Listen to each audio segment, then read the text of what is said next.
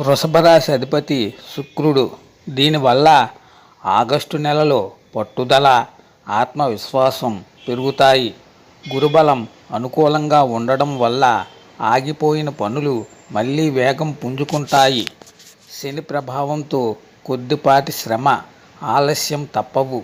రవి, బుధుల అనుకూల సంచారం వల్ల ఉద్యోగం, వ్యాపారాల్లో నూతన ఆదాయ మార్గాలు వస్తాయి. ఋతుపవనాల కాలం కావడం, రాహు, కేతువుల ప్రభావం వల్ల ఆహార నియమాలు పాటిస్తూ ఆరోగ్యంపై శ్రద్ధ వహించడం మంచిది. ఈ నెల చాలా అనుకూలంగా ఉంటుంది. అనుకున్న పనులు నెరవేరి ఉత్సాహంగా ఉంటారు. ఉద్యోగంలో పదోన్నతి లేదా స్థాన చలనం కోరుకునే వారికి శుభవార్తలు వింటారు. వ్యాపారస్తులకు నూతన ఒప్పందాలు కుదిరి లాభాలు అందుతాయి. ఆర్థికంగా బలపడతారు. ధనయోగం ఉంది. కొత్త వస్తువులు లేదా ఆస్తులు కొనుగోలు చేసే అవకాశం ఉంది.